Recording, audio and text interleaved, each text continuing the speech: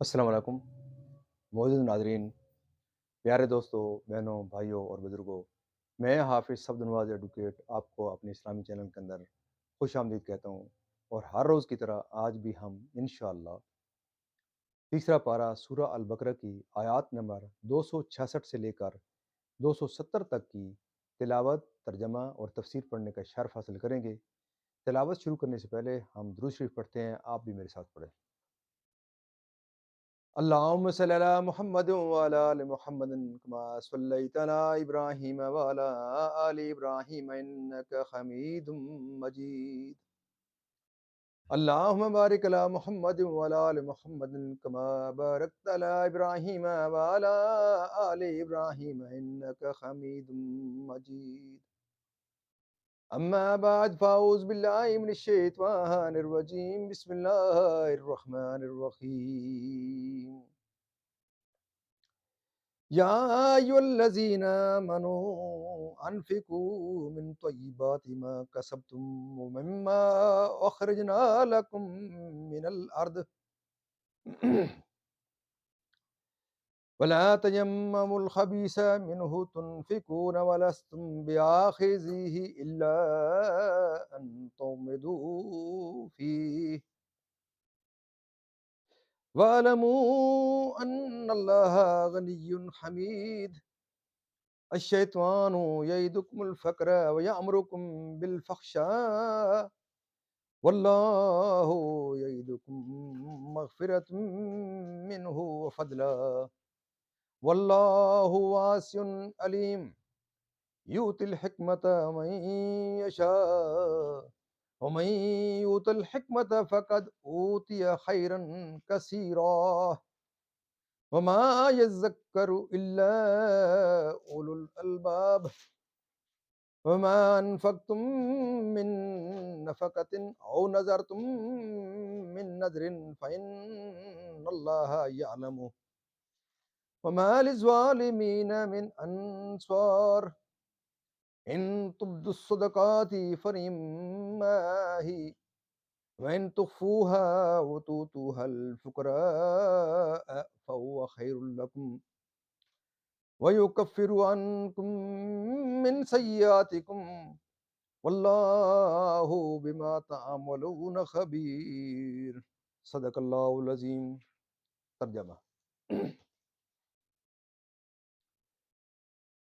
اے ایمان والو، اپنی پاک کمائیوں میں سے کچھ دو، اور اس میں سے جو ہم نے تمہارے لیے زمین سے نکالا، اور خاص ناقص کا ارادہ نہ کرو کہ دو اس میں سے اور تمہیں ملے تو نہ لوگے جب تک اس میں چشم پوشی نہ کرو، اور جان رکھو کہ اللہ بے پرواہ سراہا گیا ہے۔ شیطان تمہیں اندیشہ دلاتا ہے محتاجی کا، اور حکم دیتا ہے بے حیائی کا، اور اللہ تم سے وعدہ فرماتا ہے بخشش اور فضل کا، اور اللہ وسعت والا علم والا ہے۔ اللہ حکمت دیتا ہے جسے چاہے، اور جسے چاہے اور جسے حکمت ملی اسے بہت بھلائی ملی، اور نصیحت نہیں مانتے مگر عقل والے، اور تم جو خرچ کرو یا منت مانو، اللہ کو اس کی خبر ہے، اور ظالموں کا کوئی مددگار نہیں۔ اگر خیرات اعلانیہ دو تو وہ کیا ہی اچھی بات ہے، اور اگر چھپا کر فقیروں کو دو یہ تمہارے لیے سب سے بہتر ہے، اور اس میں تمہارے کچھ گناہ گھٹیں گے، اور اللہ کو تمہارے کاموں کی خبر ہے۔ اب اس کی تفسیر جو پیچھے سے ہم تسلسل سے چل رہے ہیں، ہم اس کو وہاں سے سٹارٹ لیں گے۔ آر دلا کر یا احسان جتا کر یا اور کوئی تکلیف پہنچا کر، یعنی جس طرح منافق کو رضائے الہی مقصود نہیں ہوتی، وہ اپنا مال ریاکاری کے لیے خرچ کر کے ضائع کر دیتا ہے، اس طرح تم احسان جتا کر اور ایذا دے کر اپنے صدقات کا اجر ضائع نہ کرو۔ یہ منافق ریاکار کے عمل کی مثال ہے کہ جس طرح پتھر پر مٹی نظر آتی ہے لیکن بارش سے وہ سب دور ہو جاتی ہے، خالی پتھر رہ جاتا ہے۔ یہی حال منافق کے عمل کا ہے کہ دیکھنے والوں کو معلوم ہوتا ہے کہ عمل ہے، اور روز قیامت وہ تمام عمل باطل ہوں گے، کیونکہ रज़ाए इलाही के लिए ना थे। राह खुदा में खर्च करने पर ये मोमिन मुखलिस के अमाल की ये मोमिन मुखलिस की आमाल की एक मिसाल है कि जिस तरह बुलंद खित्ते की बेहतर ज़मीन का बाग हर हाल में खूब फलता है, ख्वाह बारिश कम हो या ज़्यादा, ऐसी ही बाइखलास मोमिन का सदका और इन्फाक कम हो या ज़्यादा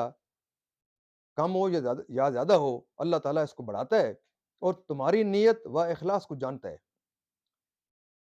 मसला मुसद्दक यानी सदका वसूल करने वाले को चाहिए कि वो मुतवस्सिता माल ले, ना बिल्कुल ख़राब, ना सबसे आला।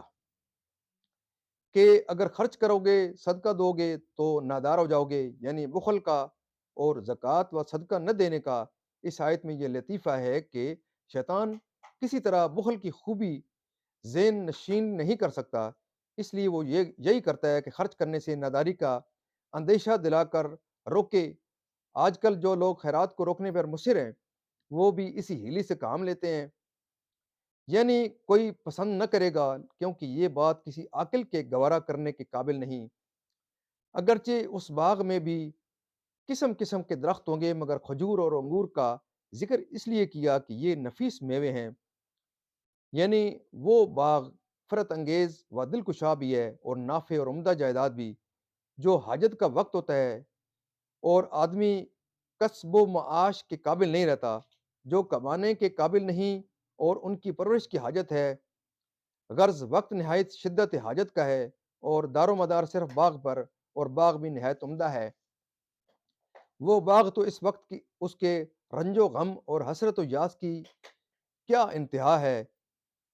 यही हाल उसका है जिसने अमाले हुस्ना तो किए हों मगर रज़ाए इलाही के लिए नहीं, बल्कि रिया की गरज से, और वो इस गमान में हो कि मेरे मेरे पास नेकियों का ज़ख़ीरा है, मगर जब शिद्दत हाजत का वक़्त यानी क़यामत का दिन आए, तो अल्लाह ताला इन अमाल को नामकबूल कर दे।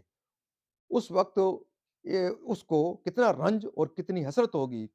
एक रोज़ हज़रत उमर रज़ियल्लाहु अन्हा ने सहाबा किराम से फरमाया कि आपके इल्म में ये आयत किस बाब में नाज़िल हुई? हज़रत इब्न अब्बास रज़ियल्लाहु अन्हुमा ने फरमाया कि ये मिसाल है एक दौलतमंद शख्स के लिए जो नेक अमल करता हो, शैतान के अगवा से गुमराह होकर अपनी तमाम नेकियों को ज़ाया कर दे। और समझो कि दुनिया फ़ानी और आक़िबत है। मसला इससे कस्ब की अबाहत और अमवाल तिजारत में ज़कात साबित होती है।